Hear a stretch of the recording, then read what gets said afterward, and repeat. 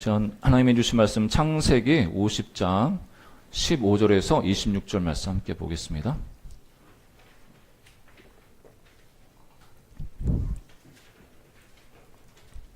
네, 창세기 50장 15절에서 26절입니다. 교독하겠습니다. 요셉의 형제들이 그들의 아버지가 죽었음을 보고 말하되 요셉이 혹시 우리를 미워하여 우리가 그에게 행한 모든 악을 다 갚지나 아니할까 하고 요셉의 말을 전하여 이르되 아버지가 돌아가시기 전에 명령하여 이르시기를 너희는 이같이 너희에게 이르라. 내 형들이 내게 악을 행하였을지라도 이제 바라건대 그들의 허물과 죄를 용서하라 하셨나니 당신 아버지의 하나님의 종들인 우리 죄를 이제 용서하소서 하매 요셉이 그들이 그에게 하는 말을 들을 때에 울었더라. 그의 형들이 또 친히 와서 요셉의 앞에 엎드려 이르되 당신의 종들이니이다. 요셉이 그들에게 이르되 두려워하지 마소서. 내가 하나님을 대신하리이까. 당신들은 나를 해하려 하였으나 하나님은 그것을 선으로 바꾸사 오늘과 같이 많은 백성의 생명을 구원하게 하시려 하셨나니 당신들은 두려워하지 마소서. 내가 당신들과 당신들의 자녀를 기르리이다 하고 그들을 간곡한 말로 위로하였더라. 요셉이 그의 아버지의 고난과 함께 애굽에 거주하여 110세를 살며 에브라임의 자손 3대를 보았으며 므낫세의 아들 마길의 아들들도 요셉의 스라에서 양육되었더라. 요셉이 그의 형제들에게 이르되 나는 죽을 것이나 하나님이 당신들을 돌보시고 당신들을 이 땅에서 인도하여 내사 아브라함과 이삭과 야곱에게 맹사신 땅에 이르게 하시리라 하고 요셉이 또 이스라엘 자손에게 맹세시켜 이르기를 하나님이 반드시 당신들을 돌보시리니 당신들은 여기서 내 해골을 메고 올라가겠다 하라 하였더라. 요셉이 110세에 죽음에 그들이 그의 몸에 향 재료를 넣고 애굽에서 입간하였더라. 아멘.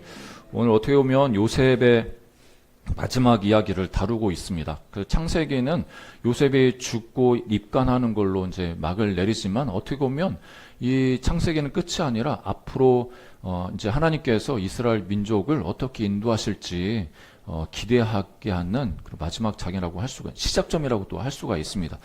그 오늘 그 큐티 본문이 오늘 읽었던 이 본문입니다. 오늘 큐티 하실 본문은 우리 함께 이렇게 말씀을 나누고 있습니다. 그러니까 오늘로 해서 창세기 전체 본문 우리가 매일 묵상해서 이렇게 매일 성경에서 묵상이 끝나고요. 이제 내일부터는 다른 본문으로 묵상이 시작됩니다. 특별히 오늘 이 본문을 보면 그 하나님을 신뢰하는 것, 그 하나님을 신뢰하는 그 자의 그 삶이 어떤 모습으로 비춰질 수 있나를 볼 수가 있습니다. 그러니까 하나님이 우리 인생 가운데 하나님의 그 섭리, 하나님의 뜻 가운데 우리를 인도해 주시지 않습니까? 여러분, 우리가 이 땅에 태어나고 이 땅에 살고 있는 이 모든 것이 그 하나님의 섭리 가운데 우리가 있음을 여러분 믿으십니까? 그러니까 하나님의 뜻 가운데, 어렵게 말하면 섭리지만 그 하나님의 어떤 뜻 가운데 우리가 있다고 우리는 믿고 있습니다. 그러니까 우연히 여기에 계신 게 아니고, 우연히 이 시대에 여러분이 태어나신 게 아니고, 하나님의 큰 그 계획과 경륜, 그 섭리 가운데 저와 여러분을 이 땅에 불러주시고 이 땅에서 그리스도인으로 살게 하십니다. 그리고 우리뿐만 아니라 이 그 성경에 보면 믿음의 사람들, 하나님의 그 섭리와 그 뜻 가운데 그 사람들을 이끌어 가시면서 하나님의 그 큰 구원의 계획을 이루어 가시는 것을 이렇게 볼 수가 있죠.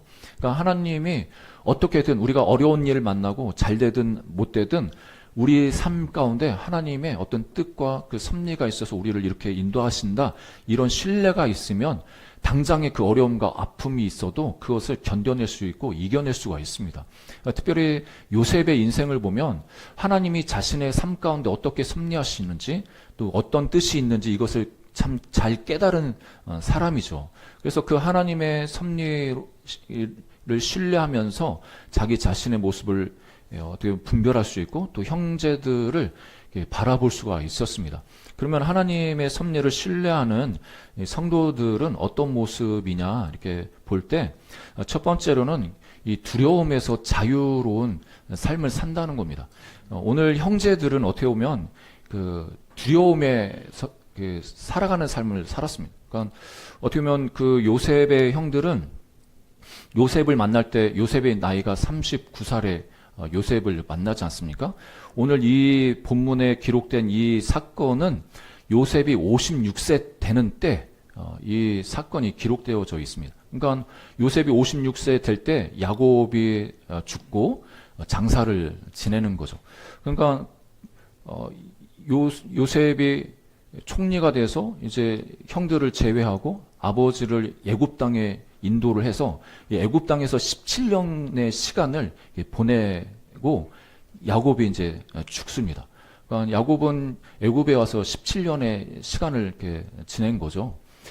어떻게 보면 요셉이 형들을 만났을 때 그때 요셉은 형들을 어느 정도 받아주고 용서하고 계속 함께 살도록 그들을 인도한 거 아니겠습니까? 그런데 요셉의 형들은 요셉의 그 용서해주고 자기를 받아주는 이 부분에 대해서 깊이 신뢰하지 못한 것 같아요. 그것이 어떻게 나타나냐면 15절에 이렇게 표현을 합니다. 그러니까 요셉의 형제들이 그들의 아버지가 죽었음을 보고 말하되 요셉이 혹시 우리를 미워하여 우리가 그에게 행한 모든 악을 다 갚지나 아니할까? 그러니까 요셉의 형들이 볼 때 요셉이 분명 자기들한테 배신감을 가지고 있고 그리고 자기들이 요셉을 죽이려고 하다가 그 애굽에 팔아넘겼기 때문에 요셉이 큰 상처를 받았을 거고 자신들에 대해서 큰 분노가 있었을 건데 그나마 자기 아버지 야곱이 살아 있었기 때문에 그냥 그 모든 과거를 묻어두고 그냥 아버지 앞에서 화평하게 우리를 돌봐주고 이렇게 시간을 보낸 거 아니야. 그러니까 야곱 아버지가 이제 죽었으니까 이제 요셉이 혹시라도 본색을 드러나서 과거에 몇십 년 전에 당신들이 나한테 했던 그 일 기억하죠 하면서 자기들을 어떻게 하지는 않을까 이런 두려움이 있는 겁니다. 그러니까 요셉 입장에서는 형들을 그냥 받아줬지 않습니까? 그 과거에 어떤 잘못이 있었어도 요셉이 어떻게 보면 17세 그 꿈을 꾸고 그 꿈 때문에 미움을 받고 자기의 미숙함 때문에 또 미움을 받고 애굽으로 끌려가가지고 어떻게 보면 30세 그 애굽의 총리가 됐습니다. 그러니까 거의 17년의 그 시간을 노예 생활하고 감옥 생활하고 얼마나 힘든 시간을 보냈겠습니까? 그러니까 그 시간 속에서 요셉이 느꼈을 그 분노 이거를 이 형들이 좀 이렇게 그렇지 않았을까 이렇게 생각했겠죠. 그래서 그거를 그냥 자기들한테 표출해가지고 그 어떤 총리라는 그 권력, 힘을 가지고 우리들 어떻게 하고 싶었을 텐데 아버지가 살아있으니까 그나마 자기 동생도 살아있으니까 우리를 그냥 살려두고 여기까지 참고 기다린 게 아닌가 그런 두려움이 있는 거죠.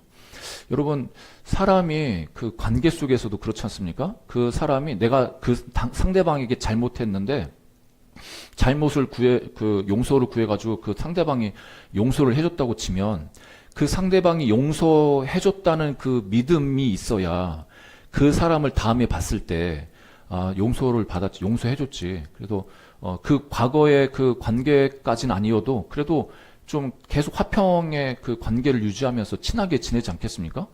그런데 상대방은 나를 용서해줬는데 본인이 저 용서는 진짜 용서는 아닐 거야.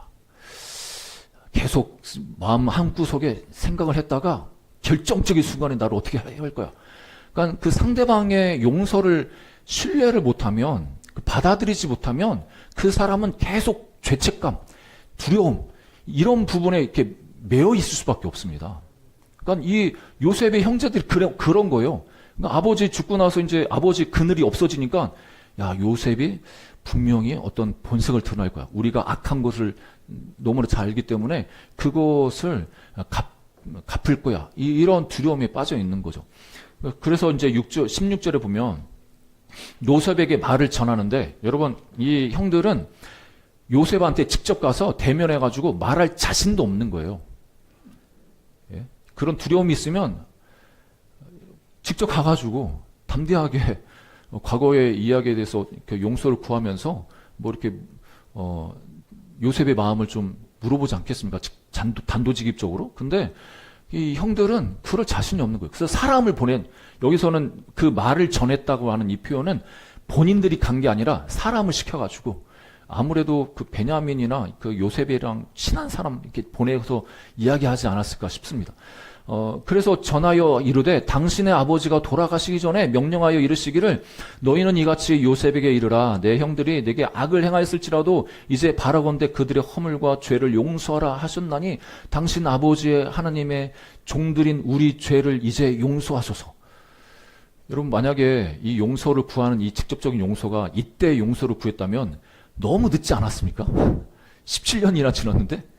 아니, 그 당시 39살, 이때 요셉의 나이 56세이고, 그때 처음 봤을 때 39살, 그때, 우리 다 잘못했다고 용서를 구했으면 더 당당했을 텐데, 실제로 창세기 45장에 이렇게 보면은 용서를 구했다.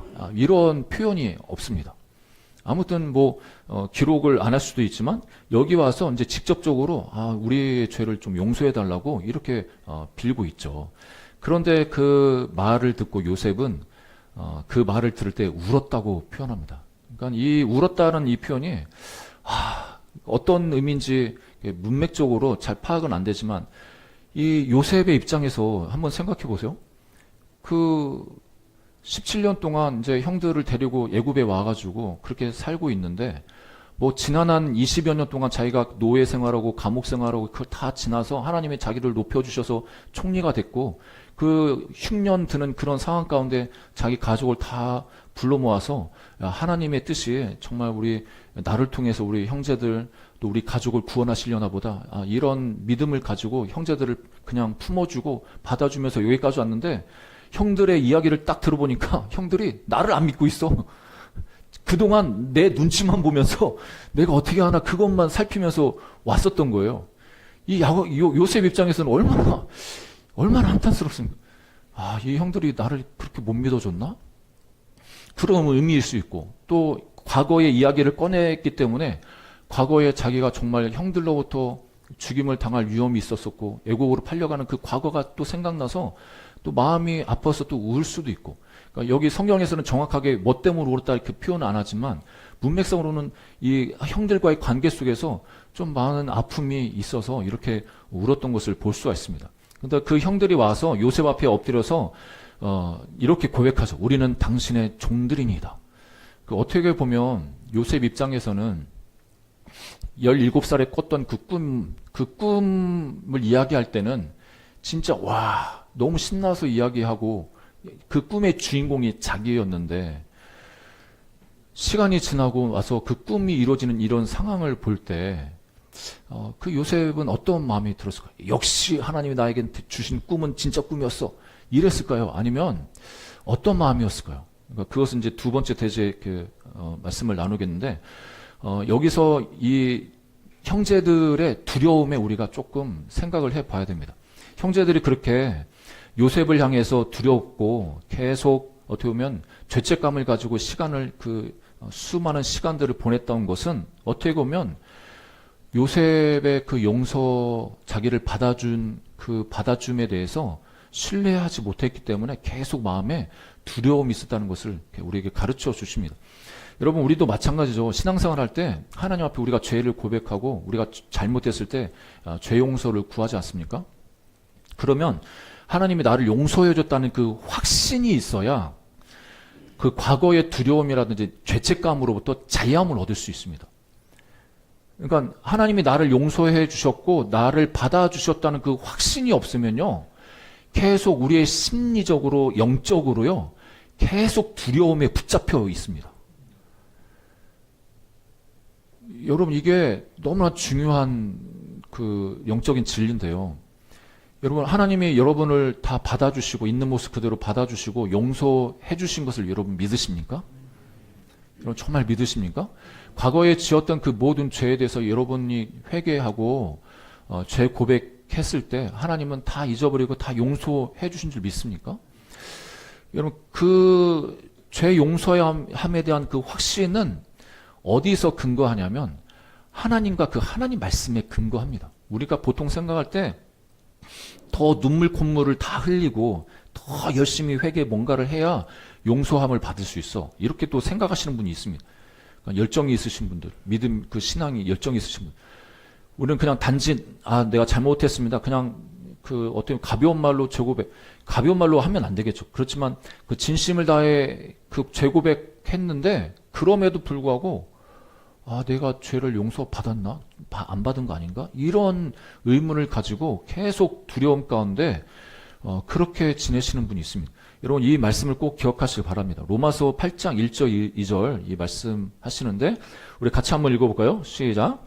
그러므로 이제 그리스도 예수 안에 있는 자에게는 결코 정잠이 없나니 이는 그리스도 예수 안에 있는 생명의 성령의 법이 죄와 사망의 법에서 너를 해방하였습니다.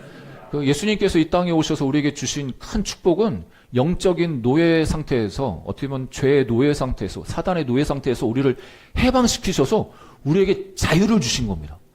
할렐루야. 여러분 우리는 자유자입니다. 자유자. 예수님 안에서 우리는 자유자예요. 그 자유를 누구한테 빼앗길 수 없어요. 두려움과 죄책감과 원수에게 그 자유를 여러분 빼앗기지 않기를 주님으로 축복합니다. 갈라디아서 5장 1절도 이렇게 말씀하시죠. 우리 한번 읽어볼까요? 같이 읽습니다. 시작. 그리스도께서 우리를 자유롭게 하려고 자유를 주셨으니 그러므로 굳건하게 서서 다시는 종의 멍에를 매지 말라. 여러분 다시는 두려움의 그 종의 멍에를 매지 않기를 주의 이름으로 축복합니다. 여러분 영적인 자유함, 하나님이 주신 그 자유함을 날마다 누리시기를 주의 이름으로 축복합니다. 두 번째는 그 요셉의 용서를 통해서 그 하나님의 섭리를 신뢰하는 자는 용서할 수 있음을 우리가 배울 수가 있습니다.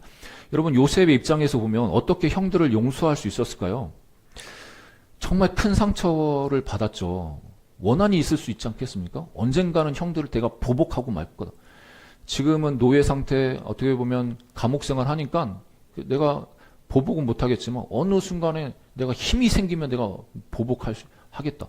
이런 마음 인간적으로 안 생기겠습니까? 그런데 참 중요한 것은 17세 꿈을 꾸고 또 노예로 팔려가가지고 거의 13년 시간을 보내면서 이제 총리가 30살 되죠? 그 다음에 9년이 흘러가지고 형들 만날 때 거의 20여 년이 지난 시점이었습니다. 형들을 제외할 때. 그 20여 년이 지난 시점에서 이 요셉이 놀라운 고백을 합니다. 여러분 딱 형들을 봤을 때 여러분 어떻게 해요? 저 같은 경우에는 그랬을 거예요. 야, 이게 엄청난 게, 야, 그거 봤지? 그때 내가 꿨던 그 꿈 당신들 기억해? 이렇게 하나님이 진짜 나를 사랑하셔가지고 이 꿈을 하나님이 이루어 주셔서 당신들 나한테 한 짓 기억해 하면서 당장 감옥에 보내거나 어떻게 했을 것 같은데 이 요셉은 전혀 그렇지 않습니다. 성경에 그 요셉이 형들을 향해서 원한이 있다거나 분노가 있다거나 상처가 깊어가지고 그 상처에서 못 벗어나갔다거나 그런 내용이 하나도 없습니다. 그런데 창세기 45장 그 5절 8절에 보면 이 형들을 처음 대면했을 때 형들한테 이렇게 말합니다. 당신들이 나를 이곳에 팔았다고 해서 근심하지 마소서, 한탄하지 마소서. 하나님이 생명을 구원하시려고 나를 당신들보다 먼저 보내셨나이다. 여러분 이 고백이 너무 놀라운 것은 뭐냐면 이 요셉은 국꿈도 자기를 위한 것, 인생도 자기 중심으로 그 모든 것이 해석하고 자기 중심으로 그렇게 살았는데 지금 지나 20여 년이라는 그 세월을 지나면서 그 시선이 바뀐 거예요. 이 모든 것이 하나님이 섭리 가운데 있었구나. 하나님의 그 구원의 큰 구림 가운데 나는 단지 이렇게 쓰임받는 도구 정도였구나. 그래서 그 하나님의 원래 목적은 나를 먼저 이 땅에 보내서 우리 가족을, 우리 민족을 구원하시려고 하는구나. 이런 하나님의 섭리를 깨달아가지고 그 섭리, 하나님의 어떤 섭리가 있는지 이 형제들한테 이렇게 이야기하는 겁니다.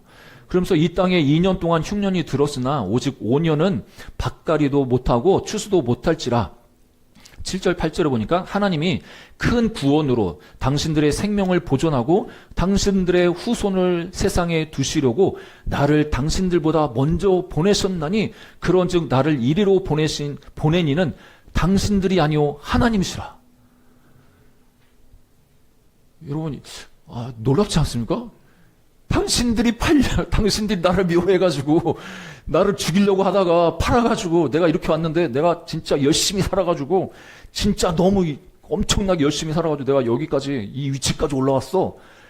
뭐, 자수성가한 거에 대해서 엄청 자신감을 가지면서 형들한테, 내가 당신들이 이렇게 나를 해코지했어도, 나는 열심히 살아가지고 이렇게 성공했어. 보란듯이 성공했다. 하면서 이렇게 해코지 할 수 있는데, 이 요셉은 인간적인 그런 시각은 하나도 없고 그 모든 사건에 하나님의 섭리, 하나님의 뜻 이거를 발견하고 그 시각으로 이 자기 사건을 해석한 겁니다. 여러분, 이런 놀라운 은혜가 저와 여러분 가운데도 있기를 주의 이름으로 축복합니다. 예, 그 전에는 단지 요셉은 자기에게 취해 있습니다. 자기 자아한테 취해 있고 자기 꿈에 취해 있고 자기가 받는 특혜에만 취했다가 그런 모진 고통과 고난을 보내면서 물어봤겠죠. 하나님 도대체 왜 이렇게 내 인생이 왜 이렇게 안 풀리고 왜 형제들한테 죽임을 당하는 위협까지 당하고 여기까지 왜 왔습니까? 항상 물어봤겠죠. 그럴 때 하나님이 깨우쳐 주시지 않았겠습니까? 하나님이 깨우쳐 주시지 않고야 이렇게 하나님의 섭리를 하나님의 뜻을 명확하게 이렇게 이야기할 수 있겠습니까? 여러분, 우리가 고난과 어떤 인생의 고민이 있을 그 시점에 하나님께 그 고난의 의미를 물어볼 수 있는 저와 여러분 되기를 주님 축복합니다. 그럴 때 하나님은 하나님의 섭리를, 하나님의 뜻을 보여주시고 깨닫게 하시는 거죠. 그래서 하나님이 나를 바로에게 아버지로 삼으시고 그 온 집에 주로 삼으시며 애굽 온 땅의 통치자로 삼으셨나이다. 여러분, 혹시 만약에 요셉이 그 하나님의 섭리를 깨닫지 못했다면 아까도 말씀드렸던 것처럼 내가 하나님이 그 꿈을 꿨는데 그 꿈대로 이렇게 됐지 않았습니까? 당신들이 무시했던 그 꿈 정말 어떻게 이루어지나 보자 해가지고 나를 팔아남겼지만 결국에 꿈대로 나는 바로의 이 집의 주가 되고 이 땅의 통치자가 됐습니다. 나한테 당신들이 지금 무릎 꿇고 있는 이게 그 꿈이 이루어진 겁니다. 하면서 자기 간증을 하면서 봤지 이렇게 하지 않았겠습니까? 그런데 요셉은 그렇게 하지 않았습니다. 요셉은 하나님의 섭리, 나를 향한 그 하나님의 뜻이 무엇인지 깨닫고 그거는 형제들보다 나를 먼저 애굽에 보내어서 우리 민족, 우리 가족을 구원하시려고 하는 그 하나님의 섭리, 그 뜻이 있었구나. 이거를 깨닫고 그 시각으로 이 고난을 해석하고 또 형들에게 그 사실을 알려줍니다. 그것이 19절에 다시 한번 이 요셉이 형들에게 하는 말인데요. 19절에 보니까 요셉이 그들에게 이르되 두려워하지 마소서 내가 하나님을 대신하리이까. 이 중요한 말씀입니다. 내가 하나님을 대신하리이까. 그 요셉은 그 고난의 그 과정을 통해서 어떻게 보면 분노, 그 원수를 갚고 싶은 그 마음, 그런 게 있었겠죠. 인간이 그런 게 없었겠습니까? 있었겠죠. 그런데 깨달은 것은 내가 하나님을 대신할 수 없다. 여러분, 우리는 종종 우리가 짓는 죄 중에 하나는 내가 하나님 자리에 가서 하나님 노릇하려고 하는 그런 죄를 범합니다. 그 하나님이 하지 마. 그거는 내 영역이야. 이렇게 하시는 그 영역이 있지 않습니까? 너희들 사람 판단하지 마. 비판하지 마.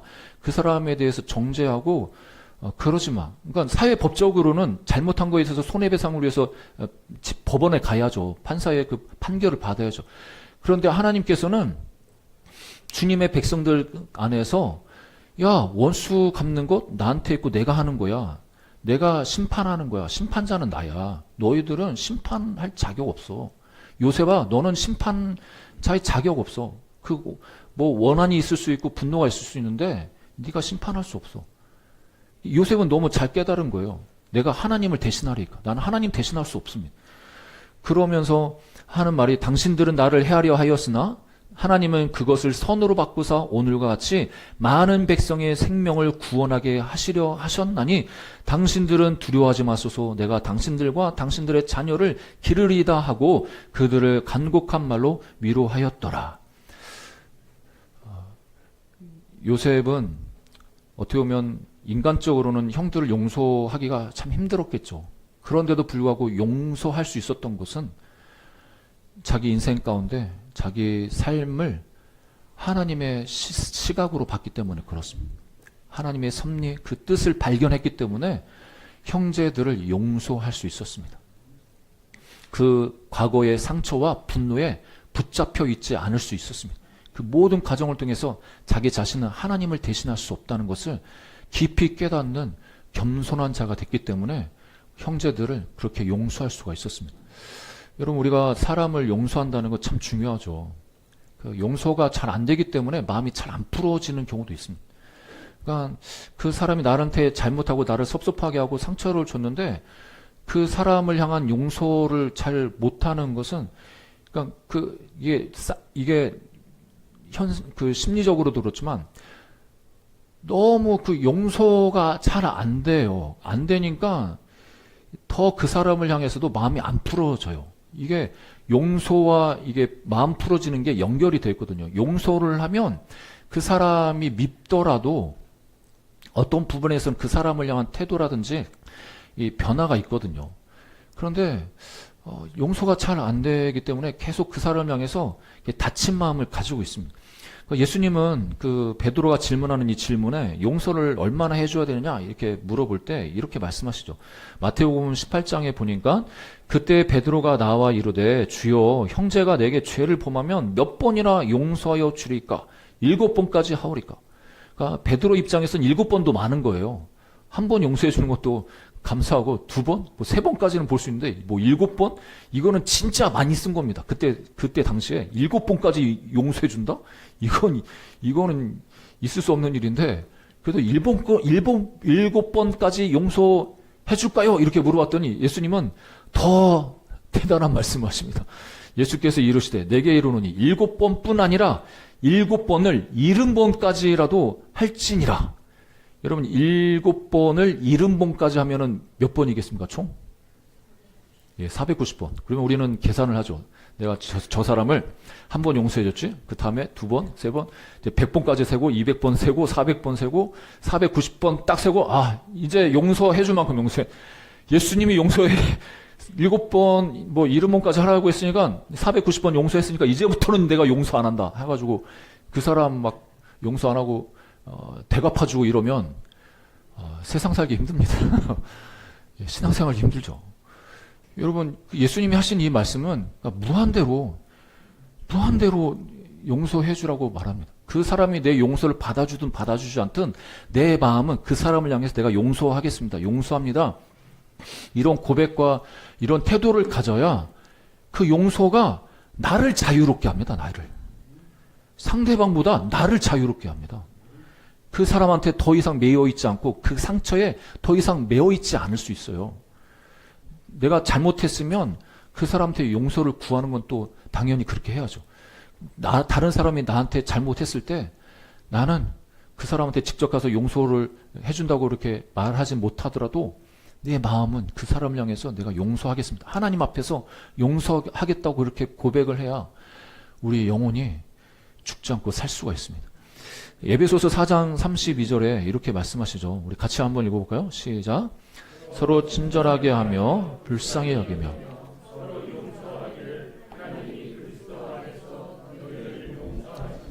네, 우리 성도들 믿음의 사람들은 용서해야 될 그 근거가 있는데 그게 뭐냐면 하나님이 우리를 먼저 용서하셨기 때문에 그렇습니다.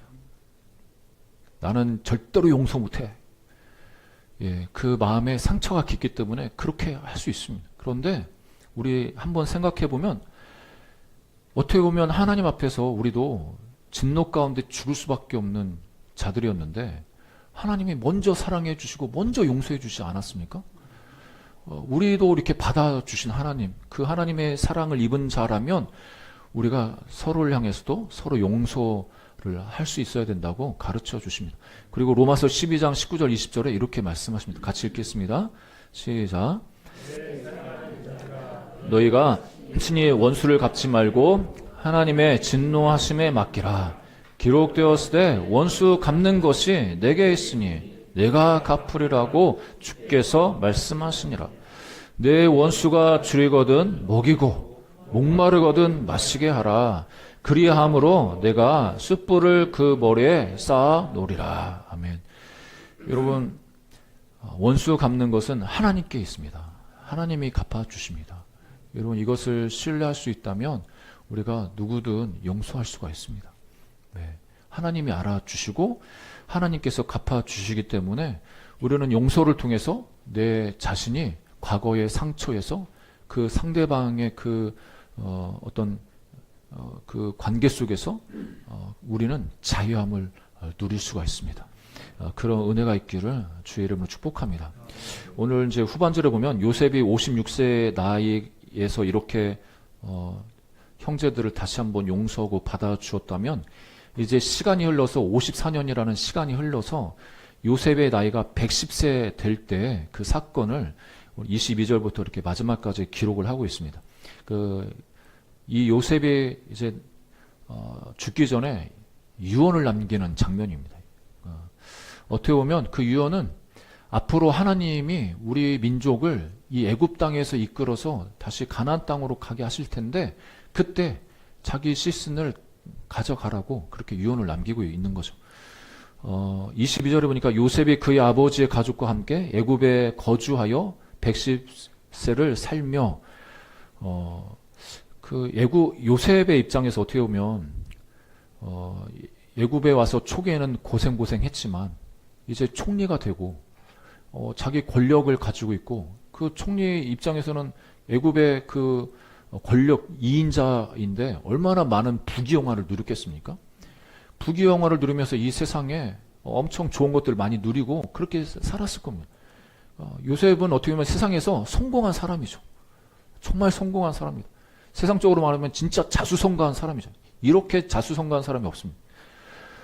이런 사람이 이제 애굽에서 자기가 누릴 수 있는 것 다 하고 다 그렇게 살다가 그런데 마지막 시점에 그 후손들에게 남기는 이 말은 이 애굽의 땅에 자기 마음이 있는 게 아니라 하나님이 약속하신 땅, 저 가나안 땅에 자기 마음이 있음을 보여주고 있습니다. 그게 24절인데요. 24절, 25절 말씀 함께 같이 읽어보겠습니다. 시작. 요셉이 그의 형제들에게 이르되 나는 죽을 것이나 하나님이 당신들을 돌보시고 당신들을 이 땅에서 인도하여 내사 아브라함과 이삭과 야곱에게 맹사신 땅에 이르게 하시리라 하고 요셉이 또 이스라엘 자손에게 맹세시켜 이르기를 하나님이 반드시 당신들을 돌보시리니 당신들은 여기서 내 해골을 메고 올라가겠다 하라 하였더라. 요셉은 지금 내가 이 세상에서 성공하고 부귀영화 누리고 여기서 이렇게 지내고 있지만 그리고 지내와서 이제 죽음을 맞이하지만 내 시신은 여기에 묻힐지라도 이게 끝이 아니야. 우리 민족은 이 애굽 땅에서 영원히 사는 그 민족이 아니야. 아브라함과 이삭과 야곱에게 약속하신 땅, 하나님이 우리에게 주신 약속의 땅, 그 가나안으로 우리는 가야 돼. 그 후손들에게 이렇게 유언을 남기면서 이 땅에서 안주하지 않고 하나님이 약속하신 땅을 바라보도록 이렇게 권면을 하고 있는 겁니다. 그러니까 이 요셉은 죽어서도 말하는 거예요. 그래서 결국에 출애굽기에 보면은 출애굽할 때 요셉의 그 시신을 수습해서 올라가지 않습니까?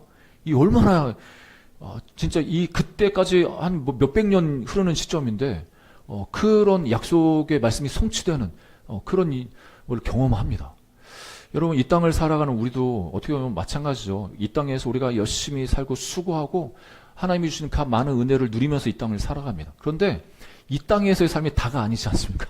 이 땅으로 끝나면 그렇게 인생이 그렇게 허무한 인생이 없을 겁니다. 그렇지만 우리가 가야 될 그 본향이 있다는 거죠. 그 본향을 바라보면서 이 땅을 살고 있는 거죠. 그래서 그 히브리 기자는 히브리서 11장 22절에 이렇게 말씀합니다. 믿음으로 요셉은 임종시에 이스라엘 자손들이 떠날 것을 말하고 또 자기 뼈를 위하여 명하였으며, 그러니까 임종시에 이제 앞으로 이스라엘 백성들이 떠나야 할 그 땅, 그 본향을 바라보면서 이렇게 유언을 남겼다고 이야기합니다.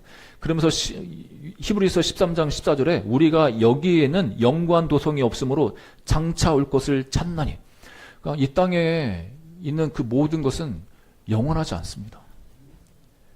한계가 있습니다. 언젠가 다 쇠하여집니다. 그렇게 갓 태어난 아이도 어느 순간에는 시간 지나서 그냥 이 땅에 묻혀지는 그런 삶일 수밖에 없습니다. 이 땅에 영원한 게 없습니다. 그래서 우리가 이 땅을 살아갈 때는 영원한 그 본향을 바라보면서 살아야 됩니다. 예, 요즘은 천국에 대한 말씀을 이렇게 듣기가 좀 쉽지 않죠.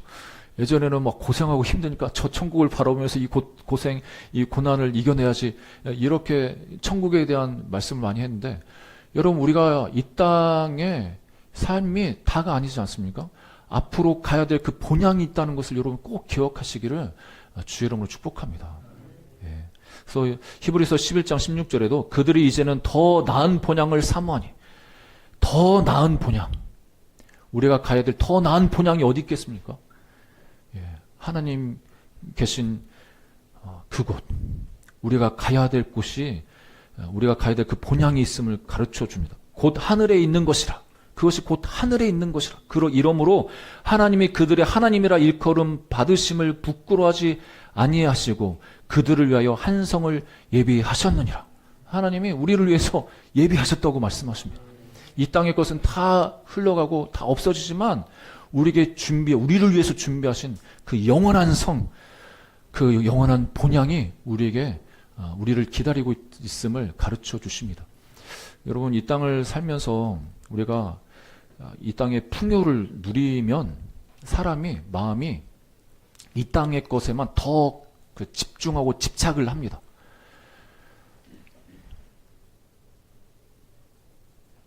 그래서 우리가 지금 왜 이 땅에 부름 받았는지, 우리가 가야 될 그곳은 어디인지 이것을 잊어버리고 그냥 물 흐르면 물 흐르는 대로, 그냥 세상 가는 대로 그렇게 흘러갑니다. 그러니까 우리는 분명 이 땅에 올 때 나그네라고 하나님 말씀하시죠. 나그네로 잠깐 있다가 잠깐 가는 겁니다. 우리는 영원한 본향을 향해서 달려가는 존재이기 때문에 그 본향을 준비하면서 이 땅을 살아가는 거죠. 그러니까 영원한 미래의 시점에서 현재를 바라보는 그 하나님의 시각이 우리 가운데 있어야 됩니다. 그래야 이 땅을 살아가면서 우리 시간을 허투루 쓰지 않고, 우리의 재정을 허투루 쓰지 않고 더 값진데 그 하나님 나라와 그 영광을 위해서 우리의 시간과 우리의 재정과 우리의 삶을 그렇게 드릴 수가 있습니다. 여러분, 그 영원한 본향, 더 나은 본향을 사모하며 하나님을 사모하며 나가는 우리 모두가 되기를 주의 이름으로 축복합니다. 오늘 본문에 하나님의 섭리를 믿는 사람들의 특징을 좀 살펴보았는데, 하나님의 섭리를 믿는 사람이라면 두려움에 붙잡혀 있지 않습니다. 또 어떤 사람을 향해서도 용서할 수가 있습니다. 그리고 영원한 본향을 바라보며 살아갈 수가 있습니다. 여러분, 하나님의 섭리를 믿는 성도로 이 땅에서 승리하시기를 주의 이름으로 축복합니다. 이제 함께 기도하겠습니다. 하나님, 이 땅을 살아가는 우리들, 이 땅에서 관계 속에서 상처가 있을 수 있는데 주여 그 상처에 매여 있지 않게 해주십시오. 그 상처로 인해서 내 마음이 닫혀져 가지고 용서하지 못하는 그런 우를 범하지 않게 해주십시오. 오히려 적극적으로 용서해서 하나님이 주신 마음의 평강과 그 자유함을 누리게 해주십시오. 과거에 묶여있는 삶이 아니라 영원한 그 본향, 더 나은 본향을 사모하며 살아가는 우리들 되게 해 주옵소서. 우리 함께 기도하는 시간 갖겠습니다. 우리 주님 한번 부르짖고 기도하겠습니다. 주여!